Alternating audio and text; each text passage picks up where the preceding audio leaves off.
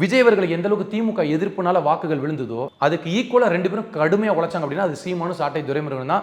இவங்க ரெண்டு பேரும் விஜய் கட்சியை வளர்க்கறதுக்கு வேலை செஞ்சாங்க. அந்த கோபத்துக்கோ அந்த எதிர்ப்புக்கோ காரணம் பிரதானமா தங்களோட வாக்கு வங்கி போகுது, அப்ப அதை தக்க வச்சுக்கணும். உங்களுக்கு வாக்கு வங்கி போகுதுன்னா உங்க தத்துவத்தை கொண்டு போங்க. விஜயனுடைய நிலை இதுதான் அப்படின்னு எடுத்து சொல்றதுக்காக அவங்க அந்த மாதிரி பிரச்சாரத்தை முன்னெடுத்தாங்க. இவங்க விஜய் ஆதரிச்சு பேசினாங்களா இல்லையா? இதுக்கு முன்னாடி மாநாடுக்கு முன்னாடி ஆதரிச்சு பேசுறாங்க. மாநாடு முடிஞ்சதுக்கு அப்புறம் என்ன சொல்றாங்க?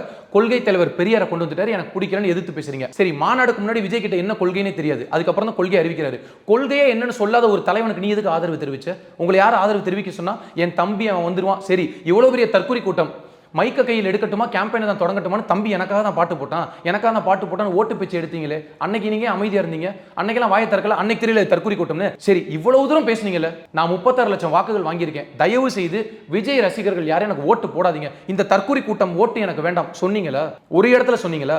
விஜய் திட்டணும். நீங்க யோசிச்சு பாருங்க. இப்ப நீங்கள் நானும் ஒரு கேள்வி பதில் கலந்துரையாடுறோம். சாட்டை துரைமுருகன் முன்னாடி ஒரு கேமரா வச்சுக்கிட்டு இந்த வலது காலத்துக்கு மேல கேமரால காட்டுறாருங்க, நான் விஜய் இனிமேல் பேசக்கூடாது அப்படின்னா இந்த தாவேக்கா தற்குறிகள் என் காலம் வந்து தொடுங்கடா அப்படின்றாங்க. நீங்க என்ன விதைக்கிறீங்க? இதுதான் தமிழ் தேசிய அரசியலா?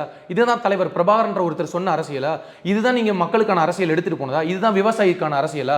கேவலமான அரசியல, கேடுகட்ட அரசியலை கொண்டு போயிட்டு இன்னைக்கு 4% நிக்கிறீங்களே, இதுக்கப்புறம் நீங்க என்ன பண்ண போறீங்க? எழுதி வச்சுக்கோங்க. நான் இன்னைக்கு சொல்றேன், ரொம்ப நிதானமா பக்குவமா தெளிவா சொல்றேன். விஜயின் கட்சி வளர்ந்துருச்சு, நாம் தமிழர் கட்சி முடிஞ்சிருச்சு.